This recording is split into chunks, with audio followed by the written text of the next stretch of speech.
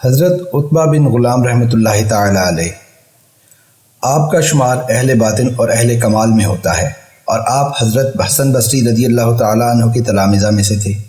آپ کی روش مقبول خاص و عام تھی۔ ایک مرتبہ حضرت حسن بصری کے ہمراہ دریا کے کنارے چل رہے تھے کہ اچانک پانی کے اوپر چلنا شروع کر دیا۔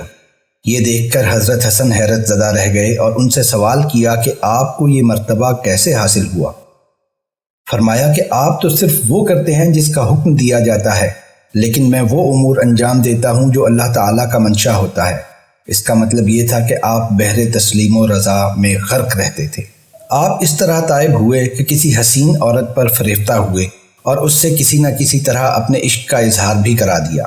چنانچہ اس نے اپنی کنیز کے ذریعہ دریافت کرایا کہ آپ نے میرے جسم کا کون سا حصہ دیکھا ہے؟ آپ نے کہا کہ تمہاری آنکھیں دیکھ کر عاشق ہوا ہوں۔ اس جواب کے بعد اس نے اپنی دونوں آنکھیں نکال کر آپ کی خدمت میں روانہ کرتے ہوئے کنیز سے کہلوایا کہ جس چیز پر آپ فریفتہ ہوئے تھے وہ حاضر ہیں۔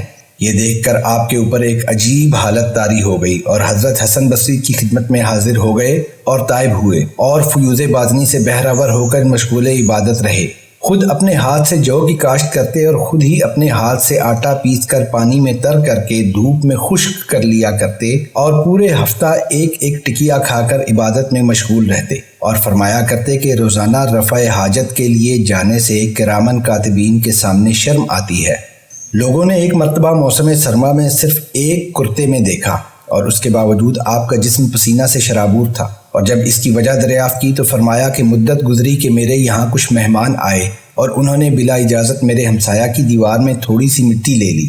چنانچہ اس وقت سے آج تک جب بھی میری نظر اس کی دیوار پر پڑتی ہے تو شرمندگی سے پسینہ پسینہ ہو جاتا ہوں، حالانکہ یہ میرا ہمسایہ مجھے معاف بھی کر چکا ہے۔ لوگوں نے عبد الواحد بن زید سے سوال کیا کہ کیا آپ کسی ایسے فرد سے واقف ہیں جو اپنے حال میں مست رہتے ہوئے دوسرے کے حال سے بے خبر رہے؟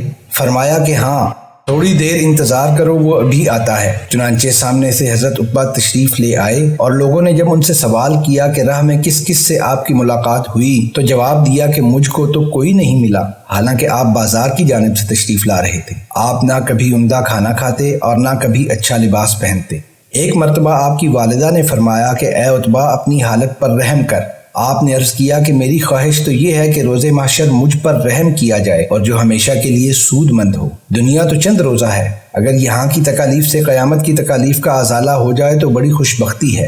متواتر کئی رات بیدار رہ کر یہ جملہ دہراتے رہے کہ اے اللہ، خواہ مجھ کو عذاب میں مبتلا کر یا معاف فرما دے، ہر حال میں تو میرا دوست ہے۔